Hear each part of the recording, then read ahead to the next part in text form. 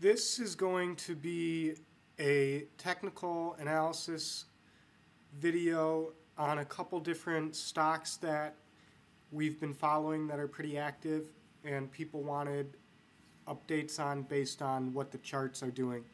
The first one we're going to start out with is North Spring Resources Corporation, NSRS, subject of a lot of promotion right now.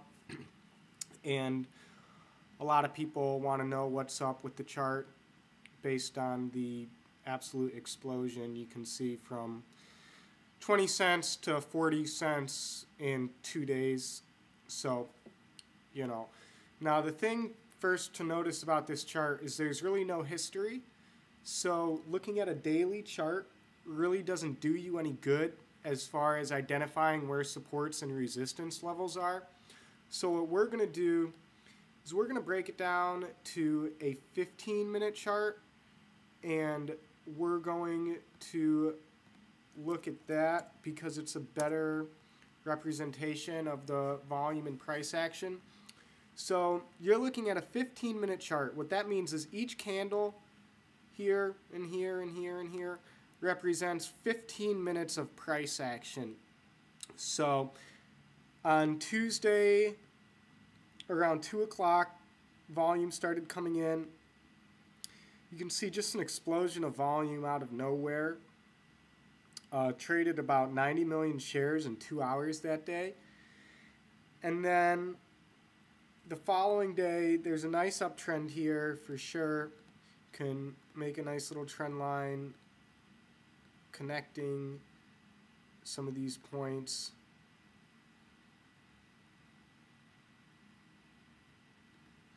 You can see it's kind of riding this trend line here, lost it a little bit, but was able to get back above it and is holding on to it for the time being. Now, there are some key points to reference as far as highs and lows.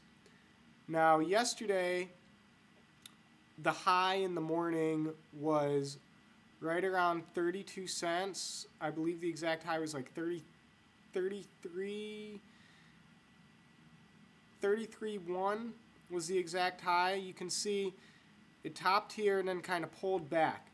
So right there, that was our first resistance level.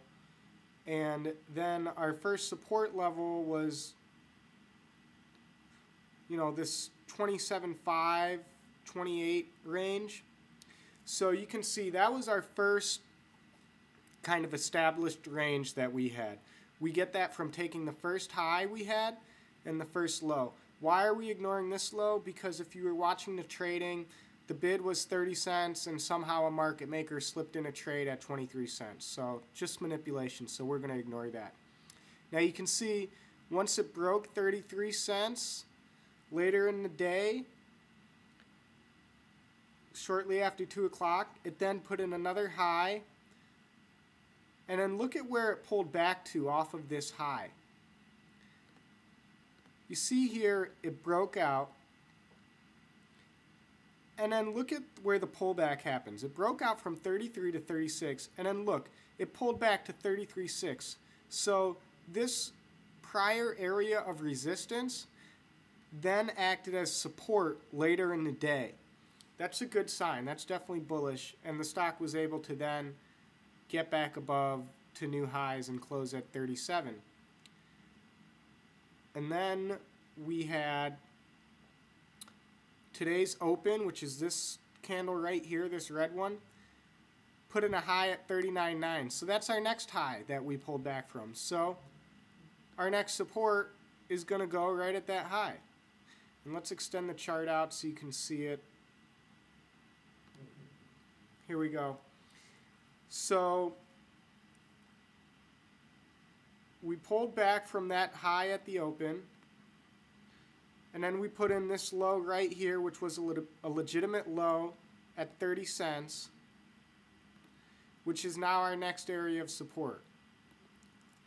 So we now have 3 key areas of support to watch. The 33 level,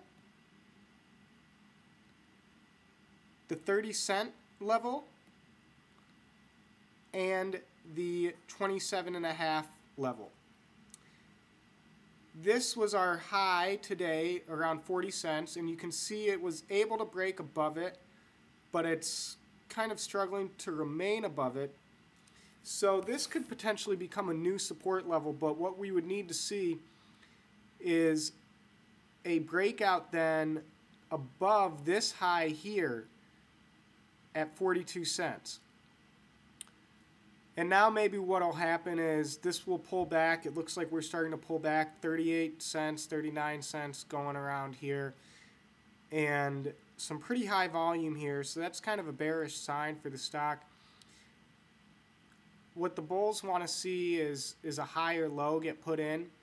You know, you've got a low here, a higher low here, and a third higher low there. So that's definitely, you know, an uptrend going on. Now what you want to see is another higher low, maybe at 35 cents or so. But if this pulls back and breaks down below that 33-cent level, that'll be your first sign of a change in trend and to use caution. Now the one caveat we want to point out with this, there's a lot of manipulation that's going on the bids. WDCO on the level 2 and HDSN on the level 2 seem to be putting in fake bids of 1 million shares apiece and then pulling them. So you really got to be careful with this one. So the bottom line on the chart though, there's higher lows, there's higher highs, that's bullish. In order to stay bullish, it's going to need to keep putting in higher lows though. And a quick note, you notice today's volume is more on the sell side. What we mean by that is higher volume is coming in when the stock is going down versus when it is rising. See, here you go, 1 million shares at 411 when the ask is 38. That's obvious manipulation. You know, don't fall for that. So just use caution when trading this one. Make sure you're selling on the ask on the way up because, you know, you never know when the bid support might get pulled out from underneath you.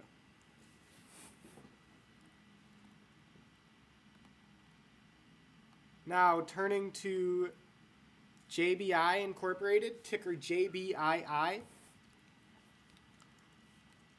This is a nice chart. The first thing to notice here is before you had, this is the white line is the 50-day simple moving average and the yellow line is the 200-day simple moving average. So you can see when it was below the 50-day, it kind of had a hard time getting above it. This is going through December 20th. So what you wanted to see is you wanted to see a nice strong breakout on good volume above the 50-day simple moving average, and that would then set up a test for the 200-day moving average. Now you can see what happened, just like you want. The stock was able to break the 50-day on really good volume, way higher than average, on the 21st, and never really looked back, and the volume was great, and then it even managed to get above the 200-day simple moving average, and you can see the nice pop that it made once it broke out above that. Now what you want to see is you want to see it acted as resistance. You want to see is the 200-day now going to become support, which is right around 205. The stock's at 213 currently. Looking at a longer dated chart, a couple other things we notice is the stock has managed to get above some previous levels of resistance. You can see there was a clear high right here from this congestion that went on between August and September, and it's above that high, but it's not above these highs right here. And that's really the next key level to conquer what looks to be about the $3 level in order to really have the chart rocking and rolling and targeting $4 and then $5 later on. So that's more of a longer term view. But in the short term, resistance is going to move down to this high from yesterday where the stock peaked at, which is 259 it looks like. So that's the high it needs to get back above in the short term. That'll allow it to challenge these highs around $3. And on the support side, you want to see this prior area of resistance act as support. And the interesting thing about that area is that's also where the 200-day simple moving average is. So a lot of support around $2. Below that, you've got more previous resistance from back in October here around 175. So if it can't hold on to $2, the next key support is going to be, 275, 280 range. Now, taking an even longer term approach, we're now looking at a weekly chart. You can see the stock is still in a downtrend. It's failed to really break out of this major downtrend that started in January 2010 from a high of $7, and ever since it's been putting in lower highs. You can see 770 was the high, lower high at 730, lower high at 711, lower high at 570, lower high at 420, lower high at 259. So you need to break out of this downtrend, which is right around $3, which, it's funny how technicals work out sometimes. The downtrend line is right around $3, and that's also where our previous highs that we said a moment ago we need to break out above are at. So the takeaways are 175 to $2, key support that you want to see it maintain above. Needs to clear 260, the recent high from yesterday, to get going. And if it can do that, it'll test the $3 range. But until it breaks this downtrend that we have here, the stock's gains will be limited. But if it's able to break $3, then, it'll challenge that 420. And if it can break 420, you can look at that 570 mark and so on and so forth. Now, the nice thing here is that volume is increasing as the stock is rising. So that's a good sign that there could be some good things to come. So JBII, definitely one to keep on your radar. Lastly, we're going to look at ATRN, Intrinsic Incorporation. Now, this stock is completely beaten down. It's fallen from $7 all the way down to a penny. Not too often you see that, but here it is. So once again, you can't really learn much from looking at the daily of the last couple days, but there's a little bit to notice. Now you can see from looking at this longer chart, this is a 120-day chart, huge volume the last 3 days. That's likely a lot of dilution going on. And, so bottom players are coming in here hoping that this thing's going to bounce a little bit. Will it? We don't know. But we can map out some quick areas of support and resistance to watch. Now, the first thing to notice is that it just can't bounce at all. I mean, lower low, lower low, lower low, lower low, lower low, lower high, lower high, lower high, lower high. So, I mean, it's horrendous. It's ugly. It's terrible. But these can make for good bounce plays sometimes. So today's low of 0085 is really going to become the key low to watch that people kind of trade against and use as a stop loss point. Ideally, it won't dip back below a penny, but you just don't know with a stock that has a lot of dilution like this going on. Now, as for the bounce, it needs to maintain a close above 1.5 That was yesterday's close. So in order to kind of start a little stair-step chart going on up here, you know, it needs to close above 1.5. And in order to really gain momentum to the upside, it needs to clear yesterday's high of 187 and more likely the 2-cent level. And you say, oh, well, it's at 119 now. Buying at 2 cents, we'd be buying 90% higher than here. Yes, that's true, but if you buy at 119 right now, you're kind of just hoping as opposed to knowing it's going to bounce. You're just hoping and guessing it's going to bounce. Now, if you want to, you can buy here and use the penny level or the 0085 as a stop loss point. But we'd rather buy on the way up when it's starting to bounce and gaining momentum, and we know we'll be able to sell into that momentum versus buying on the way down and hoping that it's done falling and we're going to be able to sell on the way back up. You know, it's just a different strategy that we're comfortable with. In the end, it's all about your strategy. But if it breaks 2 cents, it could open up.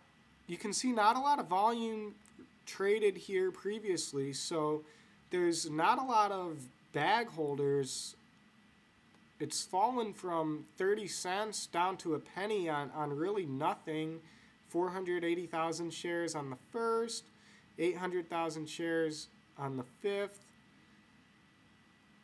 1.8 million in the 3.3 to 5.5 range on the 14th. So if it breaks 2 cents, it should be able to get to 3 cents rather easily. So you need to break 2 cents, you need to hold support, and if it's able to do that and channel along here at the bottom, then we might have a bit of a bounce play. We have seen bounce plays in the past go very successfully. You can see PEIX fell from $4.80 all the way down to 20 cents, you know, and then spent a lot of time consolidating here from August through September and October, and then really took off and ran all the way up to $2. Now, I'm not saying to expect that from ATRN at all, but I'm just saying, you know, this is why people are buying ATRN, because bounce plays can be very profitable sometimes. So we encourage all of our viewers to go to stockhaven.com and sign up for our email list to get technical coverage like this delivered directly to your inbox.